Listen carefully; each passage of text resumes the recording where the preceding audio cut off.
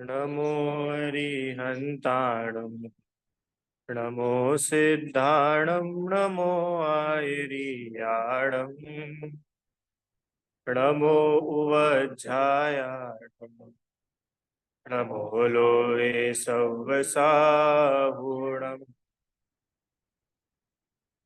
तीन भुवन में सा वीतराग विज्ञान था। शिव स्वरूप शिव का नमः त्रियोग संहारिके। यह छह ढाला नाम का ग्रंथ है। इसके रचयिता पंडित दौलत राम जी है। ये छह ढाला में पहली ढाल में चारों गतियों के दुखों का वर्णन किया है। ये जीव कैसे अपने स्वरूप को भूलकर चारों गतियों में भटकता है और दुखी होता है, इसकी चर्चा इसमें छह ढाला की पहली ढाल में की। अभी तक हम लोगों ने क्या क्या कर लिया था? नरक गति, तिर्यंच गति, नरक गति, मनुष्य गति, इन तीनों गतियों के दुख देखे थे। और अंत में भी जो देव गति है, देव गति में भी भवनवासी, व्यंतर और ज्योतिषी देव, इनको क्या दुख होते हैं, उसकी चर्चा हम लोग पिछली क्लास तक कर चुके थे। अब आज जो है ये पहली ढाल का अंतिम छंद है ना। यहाँ पर पहली ढाल पूरी हो जाएगी। अब क्या है इस छंद में, ये अपन लोग पढ़ते हैं। ठीक है, आप लोगों को आवाज आ रही है बराबर? चल।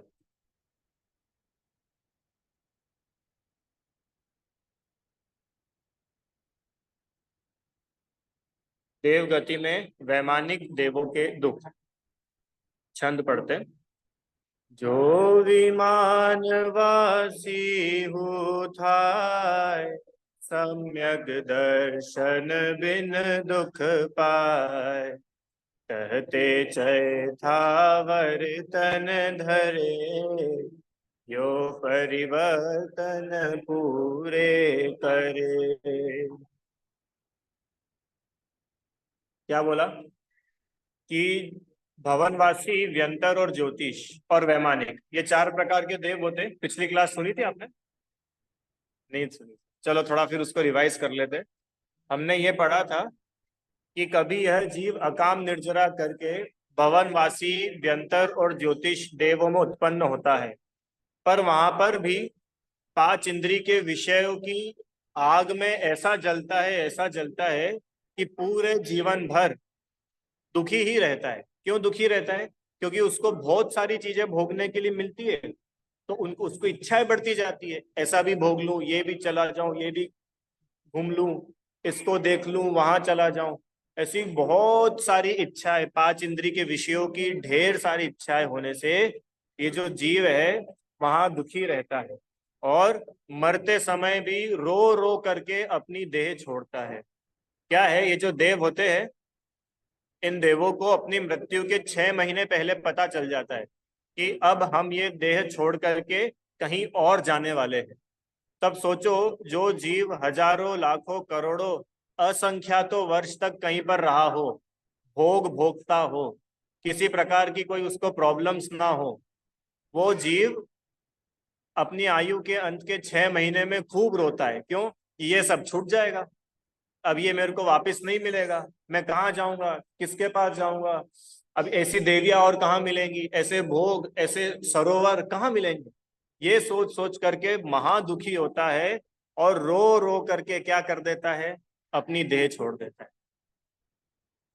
ये लिखा, विषय चाह दावानल गयो। माने पांच इंद्री के विषयों, दावानल मतलब होता है जंगल की आग। जंगल की आग देखो, एक तो नॉर्मल आग होती है जो जरा सा पानी डालने पे बुझ जाती है, पर जंगल की आग क्यों बोला? कि जंगल की आग तो ऐसी है कि अब आप टैंकर टैंकर भर के भी पानी डालोगे तो भी वो आग नहीं बुझने वाली। अभी आया था ना थोड़े समय पहले, अफ्रीका के जंगलों में आग लग गई थी। हाँ, महीनों महीनों तक आग ही नहीं बुझी। तो जंगल की आग मतलब ऐसी कि अब वो आसानी से बुझने ही नहीं वाली। ऐसे ही जो देव होते हैं, ये देवों की भी आग लगती है। काय की आग लगती है? इच्छाओं की आग। ये भी भोग लूं, ये भी भोग लूं, ऐसा कर लूं, वहां चला जाऊं, ये मिल जाएगा, वो देख लूंगा। ऐसी भयंकर इच्छाओं की आग में जलता है कि उसको वो कितना ही पूरी करने की कोशिश करे, उसकी इच्छा कभी पूरी नहीं होती है। अब इच्छा कभी पूरी होती नहीं है, दुखी बना रहता है। ये देवों का बहुत बड़ा दुख है। अपने को ऐसा लगता है कि भैया देव है तो उनको थोड़ी कोई दुख होता होगा, शरीर बिल्कुल बढ़िया है, कोई बीमारी नहीं होती है, और अपनी पूरी आयु वो लोग जीते हैं, सारा सारा काम होता है, फिर भी देव दुखी क्यों है? इच्छाओं से दुखी। तो ये जो बात की थी, ये हमने बात की थी भवन अत्रिक। भवन अत्रिक माने चार प्रकार के देव होते हैं: भवनवासी, व्यंतर, ज्योतिषी और वैमानिक। तो इसमें भवनवासी मतलब जो देव भवनों में निवास करते हैं। व्यंतर मतलब जो देव इधर उधर कहीं भी पेड़ पे ही रहने लग जाते हैं, खाली घरों में रहते हैं, जिनको आप बोलते हो ना भूत पिशाच, ये सब व्यंतर देव होते हैं। कोई पेड़ पे अपना घर बना लेता है और वहीं पे रहता है। पीपल के पेड़ पे रहेगा, बरगद के पेड़ पे रहेगा, नीम के पेड़ पे। यह कहलाते हैं व्यंतर देव। और ज्योतिषी देव मतलब वो देव जिन जो बहुत ज्योतिर्मय होते हैं। चंद्रमा, सूर्य, तारे, नक्षत्र, ग्रह, ये सब देव है। मतलब देवों के इनमें देव रहते हैं, ये देवों के विमान है। तो ये तीन प्रकार के तो कहलाते हैं भवन अत्रिक, भवनवासी, व्यंतर और ज्योतिष। तो तीनों का ग्रुप होने से इसको बोला भवन अत्रिक। अब ये तीनों टाइप के देव कहाँ रहते हैं? ये ऊर्ध्वलोक के नीचे रहते हैं, या तो मध्य लोक में या अधोलोक में। जैसे चंद्रमा, तारे, ये सब तो मध्य लोक में ही है। अरे अपन तारे देखते ना, ये क्या है? ये देवों के विमान है। तो कहाँ पे है ये? ऊर्ध्वलोक में है क्या? यही है मध्य लोक में, कुछ किलोमीटर ऊपर है यहाँ से। बराबर। तो ये तो हुई भवनवासी, व्यंतर और ज्योतिष। अब एक प्रकार के देव और है, उनको बोलते हैं वैमानिक। आप लोगों ने नाम सुने होंगे, सौधर्म इंद्र। सौधर्म इंद्र का नाम तो सुना है ना? पंच कल्याणक में सौधर्म इंद्र आते हैं, वो भगवान का जन्माभिषेक करते हैं और वो सब पूरा होता है। तो ये जो होते हैं वो कहलाते हैं वैमानिक देव। ठीक है। अब इनके बारे में अपन आज पढ़ रहे हैं कि ये वैमानिक देवों को किस प्रकार का दुख होता है। कि अगर यह जीव कभी विमानवासी माने वैमानिक भी हुआ तो वहां भी कोई सुखी हो गया हो, ऐसा नहीं है। वहां पर भी ये जीव सम्यक दर्शन के अभाव में दुखी ही रहा। ये जो 17वें छंद की पहली लाइन है ना, ये पूरा क्रीम है, क्रीम। अकेली छह ढाला का ही नहीं, पूरे जिनागम का क्रीम है ये एक लाइन। सम्यक दर्शन के अभाव में जीव दुखी होता है। अब इसका उल्टा करो, जीव सुखी कैसे होगा? इस बिना सम्यक दर्शन के जीव सुखी नहीं हो सकते। देखो यहाँ पे उन्होंने ये नहीं लिखा कि विमानवासी देव हो गया, वैमानिक देव हो गया तो वहां पर बड़े देवों को देख करके दुखी होता होगा। ये सब बातें नहीं की ना, ये तो पहले ही करके आ चुके। आपको पता है वैमानिक देव की आयु भी बहुत ज्यादा होती है। जैसे जैसे ऊपर ऊपर के स्वर्ग होते हैं ना, देखो क्या होता है, स्वर्ग होते हैं, स्वर्ग स्वर्ग तो देखे आपने, ये चित्र दिख रहा है वो तीन लोक वाला, उसमें ऊपर ऊर्ध्वलोक होता है। ऊर्ध्वलोक मतलब जहाँ पे स्वर्ग होता है, जहाँ देव रहते हैं।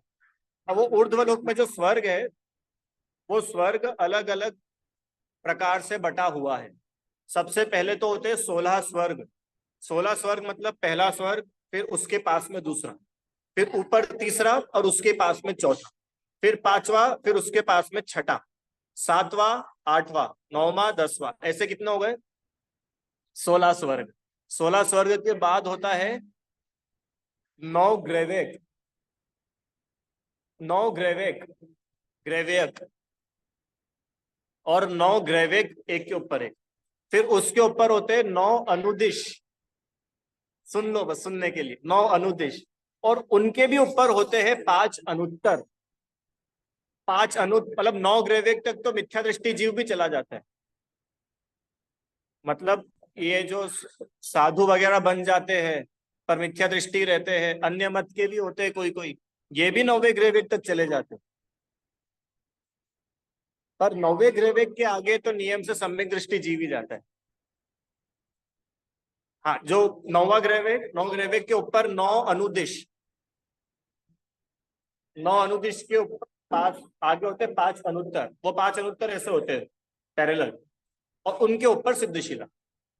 सिद्धशिला सबसे ऊपर लोक के अग्र भाग में, वो सिद्धशिला।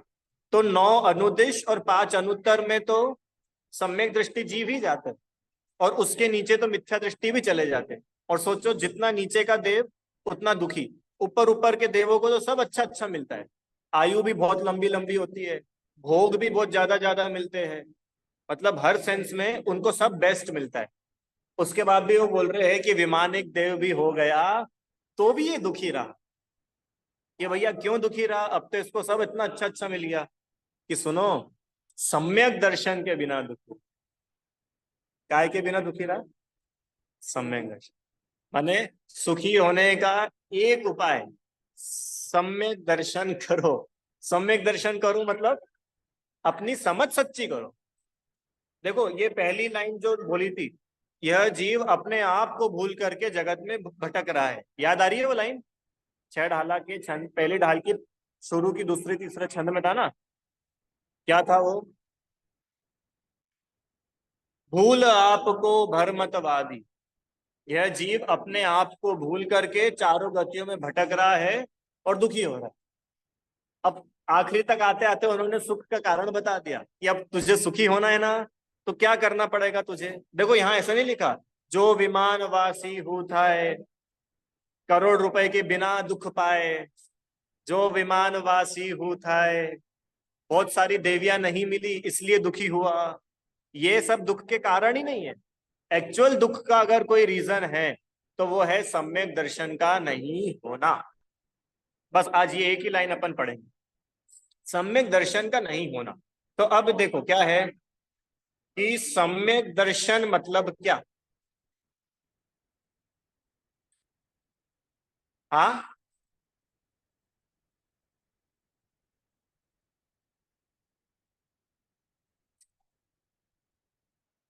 रहता है ना।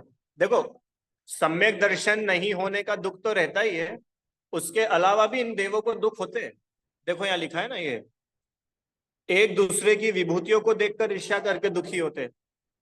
माने कोई एक स्वर्ग का देव है, वो दूसरे देवों की विभूति मतलब समझते हो ना, उसकी,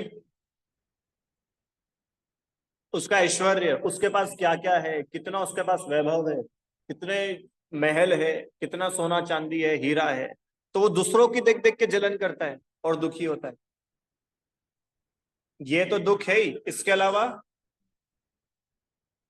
अम, शक्तियां ज्यादा ज्यादा होती है। क्या होता है कि जो नीचे के स्वर्ग के देव होते हैं उनके पास में शक्तियां कम होती है, ऊपर के स्वर्ग के देव होते हैं उनके पास में शक्तियां अधिक होती है।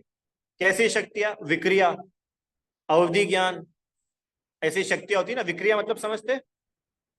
विक्रिया माने अपने शरीर का चाहे जैसा रूप बना लेना। जैसे नरकों में देखा था कि नारकी अपने शरीर का कैसा रूप बना करके दूसरे नारकियों को डराता है, ऐसे स्वर्गों में विक्रिया से देव चाहे जैसे अपने शरीर का रूप बना सकता है। आपको पता है वो जो एरावत हाथी आता है ना, एरावत हाथी देखा है आपने? कहाँ पे? पंच कल्याणक में। कौन से कलर का होता है? व्हाइट कलर का। तो ये एरावत हाथी कौन होता है? कोई हाथी थोड़ी होता है तिरंज गति का, ये देव होता है, देव। और उस देव को हाथी बनाया जाता है,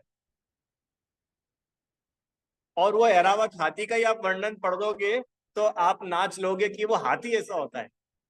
एक हाथी, मुझे भी एग्जैक्ट याद नहीं है, आप देखना आदि पुराण वगैरह में मिल जाएगा। हाथी की अनेकों अनेकों सूंड होती है, एक एक सूंड में चैत्यालय होते हैं, देवियां होती है, एक एक सूंड पे अनेक अनेक देवियां नृत्य करती है। ऐसा वो हाथी ऊपर स्वर्ग से आता है ढोल बाजों के साथ में, और वो तीर्थंकर बालक को ले जाते हैं। कहाँ पे ले जाते हैं? स्वर्ग में नहीं, सुमेरु पर्वत पर। और वहां पर ले जा करके क्या होता है, उनका जन्माभिषेक करते हैं, है कि नहीं? तो वो जो ऐरावत हाथी है, ये कौन है? ये देव है। समझ में आया? तो ऐसे स्वर्ग के और जितने ऊपर ऊपर के स्वर्ग हैं, देखो आपको थोड़ा सा इमेजिनेशन कराते हैं, एक मिनट हाँ?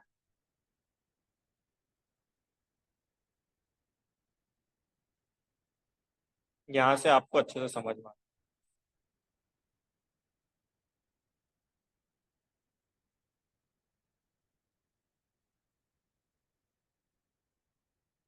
ये देखो, ये स्क्रीन दिख रही है, हालांकि थोड़ा ब्लर है, फिर भी थोड़ा समझ में आ जाएगा आपको। दिख रहा है आप लोगों को? हाँ, अब ये क्या है, ये तो अपना मध्य लोक हो गया। ये पांच दिख रहे ब्लैक ब्लैक, ये पांच कहलाते हैं पंचमेरु। पंचमेरु, उसमें बीच में सुदर्शन मेरु, सुमेरु बोलते हैं जिसको। इसके ऊपर से शुरू होता है स्वर्ग। अब देखो यहाँ पे ये एक और ये दो दिख रहा है, एक और दो। ये क्या है, पहला स्वर्ग दूसरा स्वर्ग। फिर यहाँ पे ऊपर आ जाओ, तीसरा स्वर्ग चौथा स्वर्ग। फिर ये पिंक कलर का दिख रहा है, ये पिंक कलर का, ये चौथा स्वर्ग पांचवा स्वर्ग। फिर ये येलो छठा सातवां, ब्लू आठवां नौवां, 10वां 11वां 12वां 13वां 14वां 15 16 17।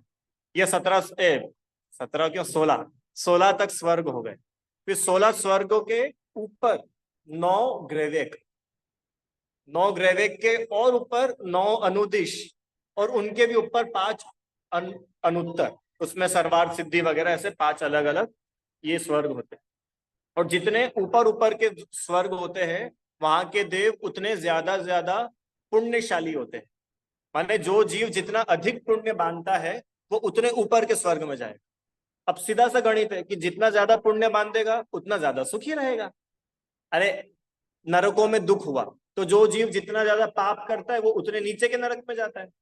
तो स्वर्गों में इसका उल्टा करो, जो जीव जितना ज्यादा पुण्य करेगा, जितनी ज्यादा उसकी कषाय मंद रहेगी, जितना ज्यादा उसके अंदर पाप के परिणाम कम होंगे, उतना वो जीव ऊपर ऊपर के स्वर्ग में जाएगा।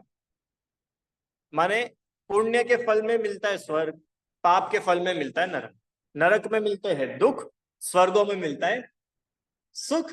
अब यहाँ पर क्या लिख रहे हो दौलत राम जी, कि वो स्वर्ग में देव भी हो गया तो भी दुखी रहा। कि भैया क्यों दुखी रहा, स्वर्गों में तो कम से कम सुख मिलना चाहिए ना।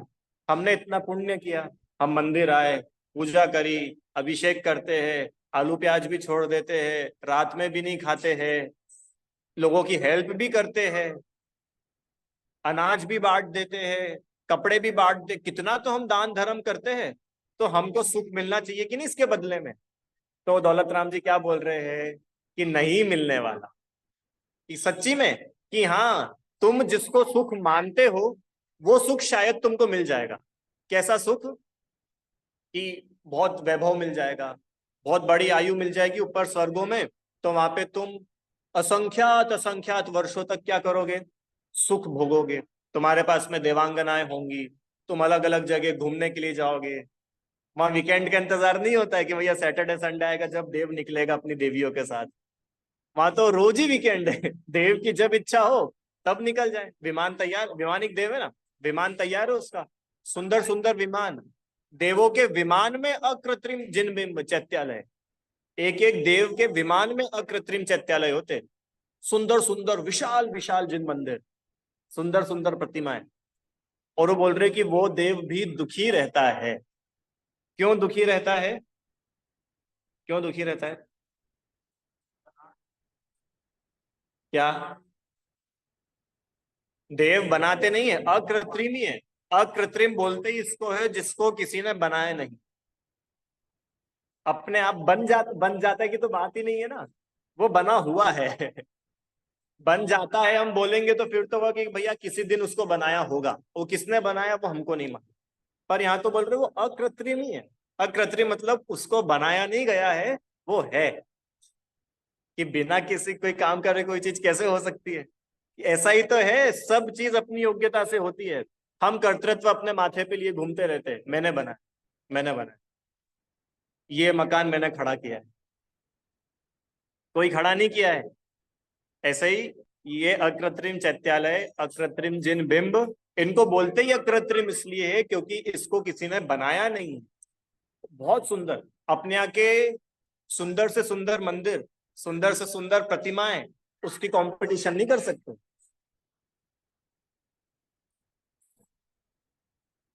चैत्यालय क्योंकि वहां पे एक जिन बिंब चैत्य होते हैं। चैत्यालय बहुत विशाल। अरे नंदीश्वर द्वीप में 52 चैत्यालय होते, तो आप क्या सोच रहे हो जैसे अपने यहाँ चैत्यालय होते छोटे छोटे ऐसे होते होंगे। बहुत बहुत बड़ी बड़ी प्रतिमाएं होती है। आप नंदीश्वर की कभी पूजन पढ़ेंगे,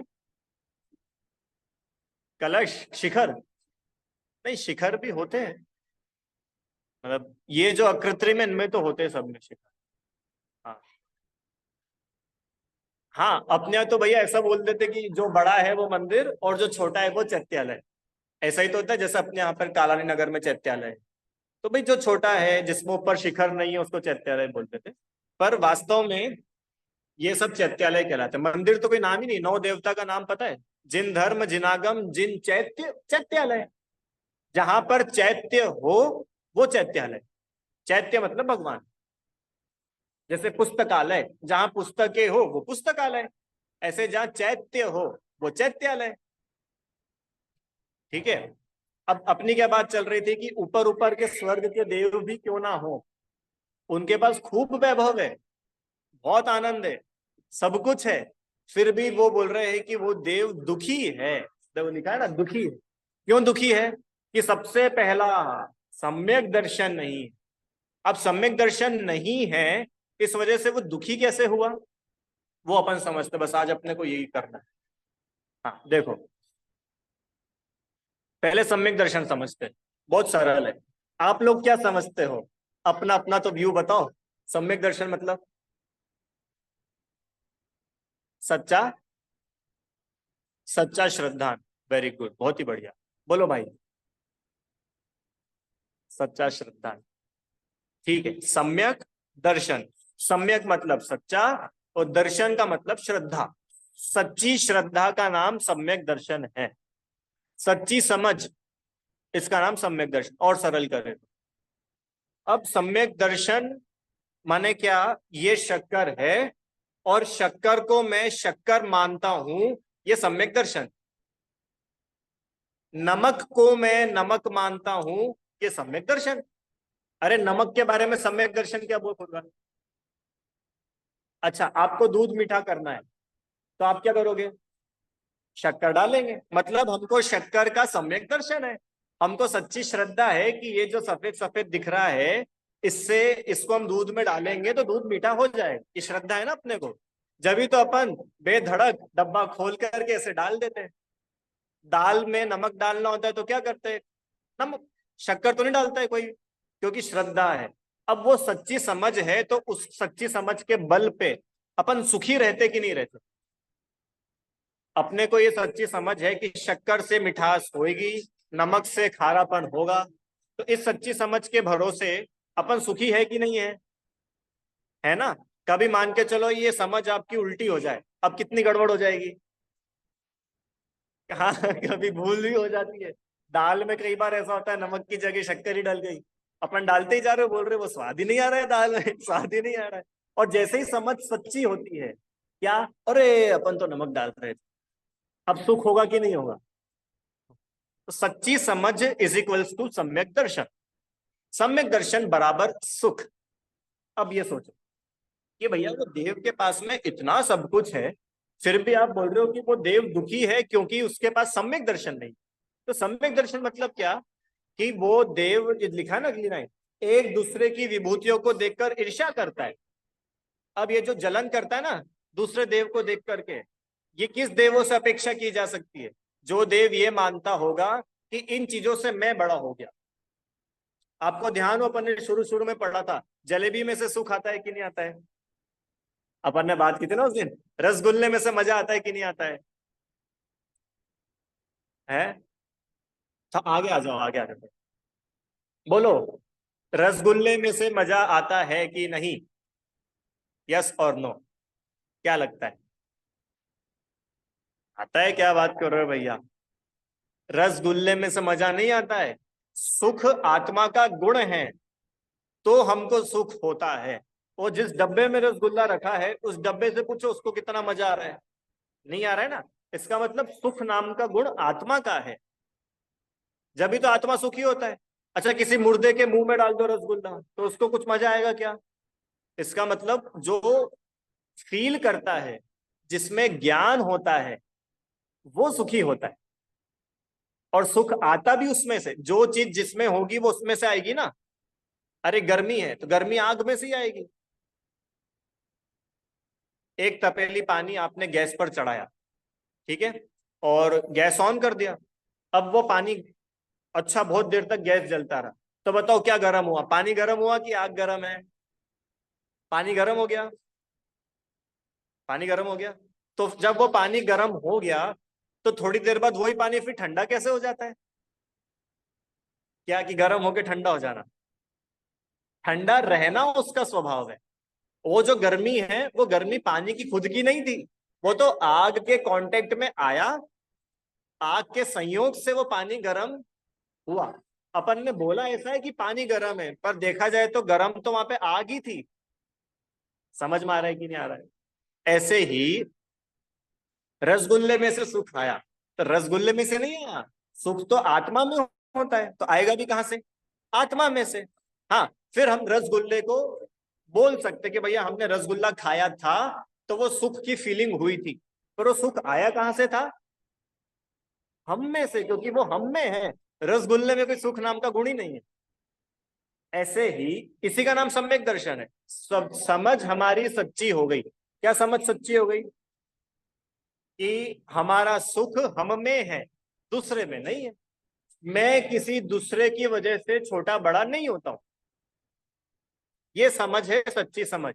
अब ये देव क्यों दुखी है, जिसको सम्यक दर्शन नहीं है? क्योंकि वो ऐसा मान रहे हैं कि इस देव के पास में ज्यादा अच्छा हीरे का हार है, तो देखो मेरे पास है ही नहीं, मैं बड़ा दुखी हूं। उसके कितने मजे, उसकी कितनी सुंदर सुंदर देवियां है, मेरे पास इतनी सुंदर देवियां ही नहीं है, देखो मैं कितना दुखी हूं। अब ये देवियों की वजह से दुखी नहीं है, ये हीरे की हार की वजह से, खुद की उल्टी समझ की वजह से दुखी। यही अगर ये समझ को सच्ची कर ले, क्या सच्ची कर ले? कि मेरा सुख किसी देवी या किसी हार में नहीं है, मेरा सुख तो मुझ में, मुझसे ही है। पर इतनी समझ अगर सच्ची हो जाए, तो वो देव दुखी, उस देव को आप दुखी करके बताओ। अरे देव को ही छोड़ो, अपन लोग भी, छोटे बच्चे होते हैं ना, छोटे छोटे बच्चे, गुब्बारा होता है, अपन लोग बचपन में गुब्बारे से खेलते थे। तो वो अपन खरीद के लाए, 5 रुपए का एक गुब्बारा, तो खेल रहे उससे, तो इतने में क्या हुआ कि वो गुब्बारा फूट गया, फटाक। अपन रोने लग गए, क्यों? मेरा मेरा गुब्बारा चला गया मेरा। तो जब अपन रोए थे, तो क्या अपनी मम्मी भी अपने साथ रोई थी क्या? क्यों, मम्मी दुखी हुई थी क्या? क्यों? क्योंकि मम्मी की समझ सच्ची है, और अपनी समझ सच्ची नहीं है। अपन झूठी समझ की वजह से दुखी हो रहे थे। गुब्बारे में से मजा आता है, गुब्बारे में से, तो मम्मी को पता है कि भैया गुब्बारे का नेचर ही है फूटने का। मम्मी दुखी नहीं हुई, मम्मी की समझ सच्ची थी। और अपन क्यों दुखी हुए थे? अपनी समझ सच्ची नहीं थी। ऐसे सम्यक दृष्टि देव दुखी नहीं होता, क्योंकि उसकी समझ सच्ची है। और मिथ्या दृष्टि देव दुखी। अरे देवों की छोड़ो, सम्यक दृष्टि नार की दुखी नहीं होता। नरकों के दुख पढ़ करके आए कि नहीं अपन? कितने सारे दुख है नरकों में। जला देते हैं, न कढ़ाई में काट देते हैं, कढ़ाई में तल देते हैं, वो पत्ते बरस जाते हैं, क्या क्या नहीं होता है। फिर भी सम्यक दृष्टि नार की दुखी नहीं होता। क्या गजब है! क्यों? उसकी समझ सच्ची हो गई है। बाहर उसके वो सब चल रहा है, पर उसको मजा क्या आएगा अंकल जी? सच्ची समझ का मजा है। क्या सच्ची समझ? ये शरीर में नहीं है, और ये जो कुछ भी हो रहा है, भले कोई काट रहा है, कोई जला रहा है, कोई तल रहा है, कोई चीर रहा है, कोई फाड़ रहा है, ये सब शरीर के साथ ही तो हो रहा है। आत्मा को फाड़ के बताओ, चलो फाड़ो आत्मा को, आत्मा को जला के बताओ, हो ही नहीं सकता। अब जिसकी ये समझ सच्ची हो गई, अब उसको आप दुखी करके बताओ। एक और एग्जाम्पल, आप में से कोई ऐसा है जो पहले किराए के घर में था, फिर अपने घर में आ गया हो? ठीक है, आप हो। तो उस घर में, किराए के घर में रहते रहते ही आपका वो वाला घर फाइनल हो गया था क्या, जहां अपने को रहना है? ठीक है, मान के चलो एक एक एग्जाम्पल कि अपना जो घर है, वो घर में रिनोवेशन का काम चल रहा है। तो जब तक वो काम चल रहा है, 3 महीने 4 महीने, जब तक अपन कहाँ शिफ्ट हो गए? दूसरे किराए के मकान में। अब वो किराए के मकान में अपन शिफ्ट हुए, पर अपने को श्रद्धा क्या है? ये मकान अपना, अपना तो कौन सा मकान है? वो जो अभी बन रहा है टूट के नया है। अब ये किराए के मकान का अगर नल टूट जाए, आप कितने दुखी हो गए? आपका नाती, आपका पोता, वो उस किराए के मकान की दीवार पर पेन चितर दे, आप कितना दुखी हो गए? उसकी फर्शियां टूट जाएगी तो आप दुखी होगे क्या? होंगे क्या अपन? नहीं होंगे। क्यों नहीं होंगे? ये अपनी समझ सच्ची है, ये अपना नहीं है। अरे है कि नहीं ऐसा? और जो नया मकान है, उस मकान को अपन अपना मानते हैं। अब उस मकान में कुछ भी हो जाए तो अपने को दुख होता है कि नहीं होता है? क्यों होता है? क्योंकि वो अपना है, अपन उसको अपना मानते हैं। तो जहां पर अपनापना माना वहां पे दुख हुआ, और जहां अपनापना नहीं माना वहां पे दुख हुआ कि नहीं हुआ? आपके कोई रिश्तेदार मिलने के लिए आए और बोले अरे मकान में कितनी सीलन पड़ती है आपके यहाँ, तो आप दुखी होगे क्या? किराए का है, तो अपन थोड़ी दुखी होंगे। क्यों? क्योंकि अपन अपना नहीं मानते हैं। पक्का समझ में आया? तो वहां वो मकान अपना नहीं था, उसको अपन ने अपना नहीं माना। यही तो सच्ची समझ है, और इस सच्ची समझ के बल पे अपन सुखी है। उधर चलो, वो जो नया मकान, वो भी अपना नहीं है, पर उसको अपन अपना मानते हैं। तो ये समझ सच्ची है कि झूठी है? झूठी। तो उस झूठी, उस उल्टी समझ की वजह से अपन दुखी होते। मकान ने दुखी किया क्या? वो जो रिश्तेदार आके बुराई कर रहा था, उस रिश्तेदार ने दुखी किया क्या? नहीं। दुखी किया किसने? हमारी ही उल्टी समझ ने। और सुखी होंगे कैसे? अपनी ही सच्ची समझ से। समझ में आया क्या? एक और एग्जांपल चलो एक और एग्जांपल। आप लोग कभी ट्रेन में गए हो? अरे अब कोई मना मत करना, ट्रेन में तो गए होंगे ना सब लोग। ठीक है, तो मान के चलो आप कहाँ जा रहे हैं अपन की, चलो शिखर जी चल, शिखर जी गए, है ना, शिप्रा से। और अपना ट्रेन का डब्बा कौन सा है? कि S11 में 42 नंबर की सीट अपनी है। ठीक है। अब वो सीट जो है, उस सीट में थोड़ा फट रही है वो सीट, मान लो, है ना। और आपके सामने वो बढ़िया सीट है, एकदम चकाचक। अपन दुखी हो जाते कि नहीं हो जाते? अरे यार देखो, अपने को इतनी खराब मिली, उसको कितनी बढ़िया सीट मिली। या अपना जो डब्बा है कि इसमें कितनी गंदगी है, और वो S9 में कितनी स्वच्छता है। हुए कि नहीं सुखी दुखी? और S8 भी था एक डब्बा उस ट्रेन में कोई सा, उस डब्बे में तो सफाई नहीं हुई पूरी यात्रा में, बास ही बास आ रही है, कचरा ही कचरा पड़ा है। आप दुखी हो रहे हो कि नहीं हो रहे हो? हो रहे हो कि नहीं हो रहे हो? वो S8 में जो गंदगी उस वजह से। तो S8 से अपने को क्या करना? अपन तो कौन से में है? S10 में। तो S10 को अपन, और S10 में भी वो 42। समझ में आया? बाकी में जो हो रहा हो सोने दो, उसमें हमारा अपनापना नहीं है। तो जहां हमारा अपनापना नहीं है वहां पे अपने को कुछ होता ही नहीं, चाहे वो अच्छा हो चाहे बुरा हो। और जहां वो S10 के 42 नंबर सीट पे हमारा अपनापना है, वो सीट अगर जरा सी उधड़ भी रही हो ना साइड से, तो अपने को ऐसा लगता है कि अपने ही कपड़े उधड़ रहे हो। अरे ऐसा लगता है कि नहीं लगता है? अब ये क्यों हुआ? क्योंकि वो सीट से हमारा अपनापना था, और बाकी पूरी ट्रेन से हमारा अपनापना था ही नहीं। अपन प्लेटफॉर्म पे खड़े हैं और अनाउंसमेंट हो, इंदौर अहमदाबाद एक्सप्रेस अपने समय से 4 घंटे देरी से चल रही है, आपको हुई असुविधा के लिए हमें खेद है। ठीक है, तो अपने को जाना ही नहीं है अहमदाबाद। अब वो 4 घंटे लेट चले कि 10 घंटे लेट चले, अपने को क्या। और एक अनाउंसमेंट और हो, इंदौर हावड़ा एक्सप्रेस अपने निर्धारित समय से 4 घंटे देरी पर चल रही है, आपको हुई असुविधा के लिए हमें खेद है। अब अपने को कैसा लग रहा है? अब अपन दुखी हो गए। क्यों दुखी हो गए? वो ट्रेन में हमारा अपनापना है, अपनी ट्रेन, वो अपनी ट्रेन आ गई, ये मेरी सीट, ये मेरा कोच। और बाकी इतनी ट्रेन आती जाती है, क्या फर्क पड़ता है? दूसरी ट्रेनों को हम दूसरा मानते हैं तो हम सुखी हैं, और वो जो दूसरी ट्रेन, उसको हम अपना मानते हैं तो हम दुखी है। और देखा जाए तो दोनों ही ट्रेन अपनी नहीं है। अरे दो आत्मा से तो दोनों अलग ही है ना। फिर आत्मा में घुस गई क्या ट्रेन? अगले जन्म में साथ लेके जाएंगे क्या ट्रेन को? कोई नहीं लेके जाता। सम्यक दर्शन किसका नाम है? जो अपना है। अरे अपने इधर कोई सामान रख दे जरा सा, तो अपन झगड़ ले, मेरी सीट है खबरदार। क्यों? अपन झांसी की रानी बन जाते हैं।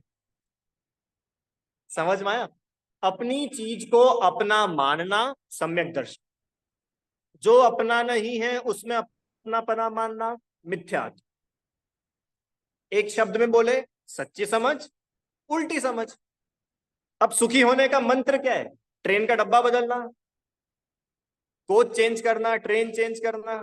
कि नहीं, समझ सच्ची करना। अरे चलो, आपको अगर वो S8 भी मिल जाएगा ना, सबसे बेस्ट, सबसे साफ सुथरा, फिर भी आप दुखी रहोगे। क्यों? क्योंकि अब आप उस S8 में अपना पना कर लोगे। अरे तो भी दुखी रहोगे ना। ये जो इतने बड़े बड़े करोड़पति लोग होते, ये सुखी क्यों नहीं हो पाते? और हमारे मुनिराज जो करोड़पति तो छोड़ो, एक फूटी कौड़ी भी नहीं है अपनी भाषा में उनके पास, वे सुखी रह लेते। रहते कि नहीं अंकल? महाराज जी सुखी होते कि नहीं होते? होते। और ये बड़े बड़े करोड़पति, अरबपति, सेठ लोग, ये दुखी होते हैं। जबकि देखा जाए तो इन सेठों के पास तो ज्यादा है, मुनिराज के पास में तो इनके हिसाब से देखे तो कुछ है ही नहीं ना, घर तक नहीं है, कपड़े तक नहीं है, तो भी मुनिराज सुखी है। क्यों सुखी है? समझ सच्ची है। समझ में आया? तो सुख दुख का सीधा सीधा कनेक्शन, सीधा सीधा रिलेशन कैसे है? समझ। सच्ची समझ का नाम सम्यक दर्शन, विपरीत समझ, उल्टी मान्यता का नाम मिथ्या दर्शन। तो क्या लिखा है यहाँ पे कि ये देव विमानवासी भी हो गया तो भी दुखी रहा। पता है इस देव को क्या क्या मिलता है? वैमानिक देव को, इस देव को पुण्य के उदय से बहुत सारी सामग्रियां मिलती है, फिर भी ये दुखी रहता है। क्यों? क्योंकि ये जो पुण्य का उदय है, ये भी थोड़े ही काल के लिए तो है। अरे देव पर्याय मतलब कुछ समय तक ही रहेगा ना, कि देव बन गया तो भैया अब वही रहेगा हमेशा? नहीं। अरे कुछ समय के लिए मिली है और फिर वहां से निकलेगा और सब गायब। अभी कल पढ़ेंगे अपन चर्चा की, देव गति से निकल करके जीव कहाँ चला जाता है। ऐसी दशा होती है, ऐसा दुखी होता है। आप कल की कक्षा अगर सुनोगे ना, तो आप हाथ जोड़ लोगे, ऐसा देव तो हमको नहीं बन। गजब की बात आने वाली है। ठीक है, अभी तो सिर्फ अपन ने पहली पंक्ति का अर्थ किया। जो विमानवासी हूँ ठाए, सम्यक दर्शन बिन दुख पाए। चारों गतियों में तो अपन ने देखा, मनुष्य दुखी, नारक दुखी, तिर्यंश दुखी, और देव के पास सब कुछ होते हुए भी देव दुखी। क्यों? क्योंकि सम्यक दर्शन नहीं है। अब अपने साथ लगाओ, भैया हम बहुत दुखी है क्योंकि हम गरीब हैं। तुम झूठ बोलते हो, तुम दुखी हो तुम्हारे मिथ्यात्व से हो। अरे अकेला देव सम्यक दर्शन के अभाव में दुखी है ऐसा नहीं है। हम भी अगर दुखी है तो क्यों दुखी है? कि भैया हमारा बच्चा हमारी बातें नहीं मानता है, गलत बात। हमारी बहू हमसे झगड़ा करती है, गलत बात। आप अपनी उल्टी समझ से दुखी हो, और सुखी होना है तो कैसे सुखी होगे? बोलो जल्दी। अपनी समझ सच्ची करके सुखी होंगे। ठीक है, उल्टी समझ को, हाँ तो जो अपनी उल्टी श्रद्धा है, विपरीत श्रद्धान है, उसको अपन सच्चा मानते तो ये तो दुखी बने रहते। इसलिए तो पंडित जी यहाँ बता रहे हैं, दौलत राम जी क्या बता रहे हैं, कि तुम दुखी हो अपनी उल्टी समझ से।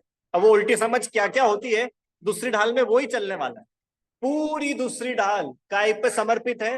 उल्टी समझ, मिथ्यात्व, पूरी दूसरी ढाल में वो। ठीक है, तो भैया देव पर्याय चाहिए कि नहीं चाहिए? अभी भी बोलो अंकल जी, आपके जाने के बाद आपके नाम के आगे स्वर्गीय लगना चाहिए कि नहीं? कि भैया स्वर्गीय तो क्या नरकवासी बनाओगे क्या हमको? कि ना स्वर्ग ना नरक ना देव ना तिर्यंश ना कुछ नहीं, हमको तो क्या चाहिए? सिद्ध दशा। क्यों? क्योंकि वो सिद्ध दशा एक ऐसी दशा है जहां से वापस लौट करके आना नहीं होता है, और वहां जो सुख मिलता है, वो सुख का कोई हिसाब किताब ही नहीं है, कोई कंपैरिजन ही नहीं। एक पंक्ति है, वह सुख सदा ही त्याज्य रे, पश्चात जिसके दुख भरा। ये स्वर्गों का सुख, ये छोड़ने लायक है। क्यों? क्योंकि अभी तो सुख है। क्या होता है कि ये देव होता है ना, देव पुण्य के उदय में इसको सुख सामग्री तो बहुत मिल जाती है, भोगता भी बहुत है, और नया पुण्य कुछ बांधता नहीं। दिक्कत क्या हो जाती है कि पुराना जितना खाते में रखा रहता है पुण्य, वो सब तो खर्च हो जाता है, और नई पूंजी बटोरता नहीं है। तो क्या होता है मालूम है? पाप ही पाप कमाता है, और 99% देव मर के एक इंद्री हो जाते हैं। एक इंद्री सीधे, 99% देव की बात कर रहा हूं। सोचो, कहां तो देव और अगले समय ये पेड़ बन के खड़ा है। इसलिए बोल रहे ऐसा सुख तो त्याज्य है जिस सुख के बाद में दुख भरा पड़ा है। ठीक है, तो ऐसी ये दयनीय दशा देव गति के जीवों की है।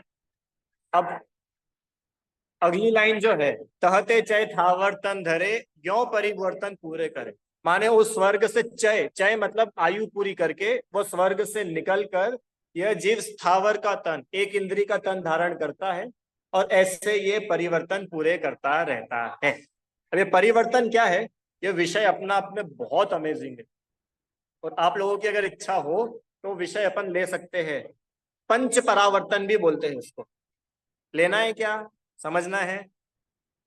आप लोग हाँ बोलो तो सही, नहीं तो दूसरी ढाल शुरू करेंगे, अपने को क्या है। अच्छा, दूसरी ढाल शुरू करने के पहले पहली ढाल की एग्जाम होगी और पेपर बहुत सिंपल होगा और आप चाहो तो 6 ढाला खोल करके आप एग्जाम दे सकते, पर परीक्षा जरूर देना। कारण ये है कि परीक्षा के बहाने हम एक बार उसको खोल करके पढ़ेंगे। चाहे आप किताब चाहो, मैं आपको किताब भेज दूंगा, पीडीएफ भेज दूंगा, आप किताब सामने रखना और उत्तर देते जाना, पर परीक्षा जरूर देना। उससे क्या होगा कि हमको ही पक्कापना आएगा। ठीक है, और बहुत सिंपल पेपर होता है, 4 में से सिर्फ एक को आपको टिक करना है, कुछ लिखना नहीं है, कुछ नहीं करना है। 4 में से सिर्फ एक ऑप्शन को टिक लगाना है, सिंपल है। ठीक है, एग्जाम आप लोग दोगे तो आप लोग का इसमें फायदा है, बाकी फिर आप जैसा चाहो। चलो, तो कल क्या करना है बोलो? दूसरी ढाल शुरू करें अभी? शनिवार रविवार को एग्जाम दे देना, जब तक तैयारी भी कर लेना कि पंच परावर्तन करना है। बोलो जल्दी फटाफट, टाइम हो गया। पंच परावर्तन पढ़ना है क्या? पंच परावर्तन बोलो, है क्या? ठीक है भैया, वो तो बताओ है क्या? पंच परावर्तन मतलब क्या है? ये जो जीव है ना, शॉर्ट में बताते हैं। हम है, हम कब से संसार में भटक रहे? काल अनंत निगोद मंजार बीत्यो एकेंद्री तंधार, और सब चल रही है अपनी कथा। तो अनादि काल से हमारी क्या क्या दशा हुई, हमने कहां कहां जन्म ले लिया, कहां कहां हमारा मरण हो गया, कैसे कैसे भाव हम लोगों ने कर लिए, कितनी कितनी आयु हम लोगों ने प्राप्त कर ली, कौन कौन सी गति में हम कब कब चले गए, ये पूरी की पूरी चर्चा आने वाली। कुल मिला के अपना काला इतिहास, काला ही बोलेंगे, परावर्तन कोई शोभा तो है नहीं, अपना इतिहास। ये जीव अनादि काल से कैसे कैसे संसार में भटका, क्या क्या हुआ, और सच्ची में ये पंच परावर्तन अगर कोई जीव ईमानदारी से इसको समझे ना, तो उसको वैराग्य हुए बिना ना। एक ग्रंथ है कार्तिकेय अनुप्रेक्षा, नाम सुना है? उस कार्तिकेय अनुप्रेक्षा में संसार भावना का स्वरूप कार्तिकेय स्वामी ने शुरू किया। उसमें उन्होंने पंच परावर्तन की चर्चा करी कि ये संसार का स्वरूप तो देखो कैसा है। बताओ, मेरे को चीजें इतनी याद आती जा रही है, समय हो गया, 2 मिनट और। एक उन्होंने उसमें कथा बताई आचार्य देव ने, एक ही जन्म में एक जीव के 18 नाते, एक ही जीव के, उस पूर्व जन्मों के नहीं, उसी जन्म के 18 नाते। अब कहानी बहुत बड़ी है। एक वेश्या, उस वेश्या के 2 जुड़वा होते हैं, एक लड़का एक लड़की, दोनों को वो छोड़ देती है, अलग अलग लोग उसको उठा के ले जाते हैं। कुछ समय बाद में वो लड़के की और इस लड़की की शादी हो जाती है, और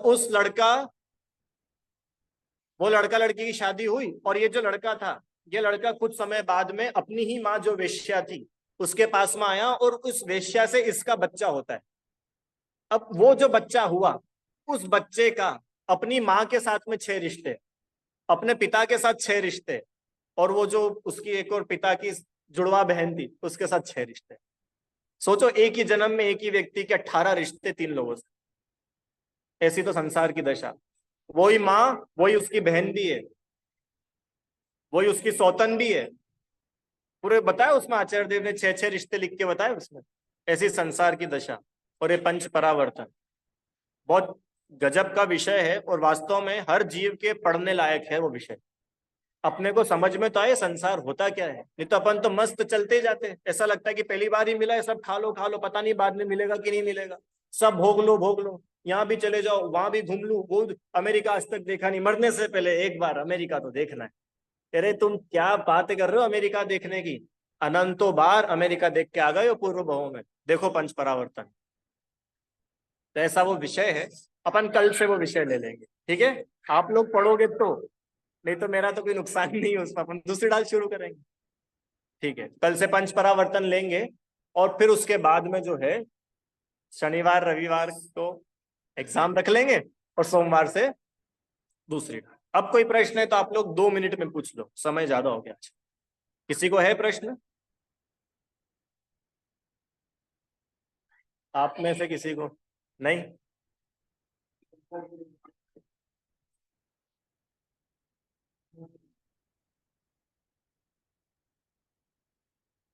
देवों के, देखो देवों को क्या होता है कि मौके तो बहुत मिलते हैं, अकृत्रिम चैत्यालय मिलते हैं, भगवान के समोशरण में भी देव जा सकते हैं, पर देवों के पुण्य का उदय इतना होता है, इतनी सामग्रियां उसको मिलती है कि उसको भोगने से फुर्सत ही नहीं मिलती। अरे अपन ही देखो ना, यहाँ पे करोड़पति आदमी है जिसकी दुकानदारी इतनी चलती है कि उसको खाना खाने तक फुर्सत नहीं। उसको अपन बोले कि चल भाई प्रवचन में चल, वो चलेगा क्या? कि नहीं भैया वो दुकान से टाइम नहीं मिलता है। चलो सुबह अभिषेक करना आया करो, नहीं नहीं वो हमको दुकान खोलनी पड़ती है। तीर्थ यात्रा पे चलो, तो जाता है क्या कोई तीर्थ यात्रा? जिसका बहुत ज्यादा दुकानदारी चलती है, उसको बोलो कि भैया 7 दिन छुट्टी लो, अपन समय शिखर होके आते हैं, नहीं जाता, फुर्सत ही नहीं है। तो यहाँ तो मनुष्यों की ऐसी स्थिति है। वो देवों को तो इतने प्रचुर मात्रा में भोग मिलते हैं कि उनको फुर्सत नहीं होती है एक बार समोशरण जाके देखने की। तो पुण्य कमा नहीं पाते, पाप ही पाप बांधते हैं 5 इंद्री के विषय भोग भोग के, तो एक इंद्री में चले जाते, सारा खाते का पुण्य खर्च हो जाता है।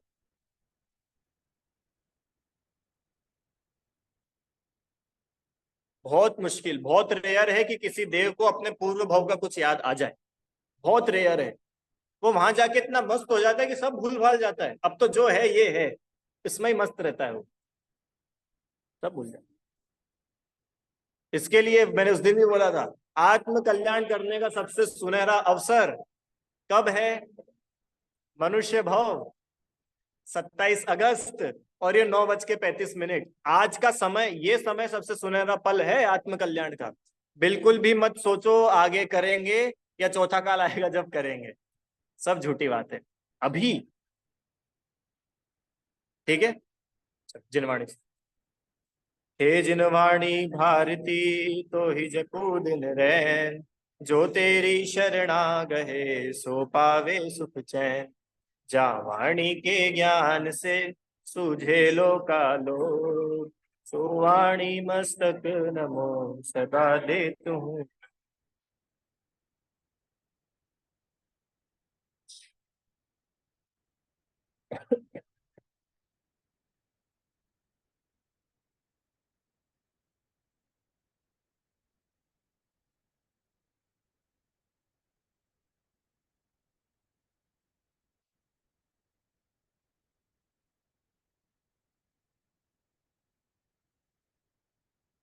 जय बोलिए द्वादशांग में जिनवाणी माता की जय हो। महान जैन धर्म की जय। जय जिन।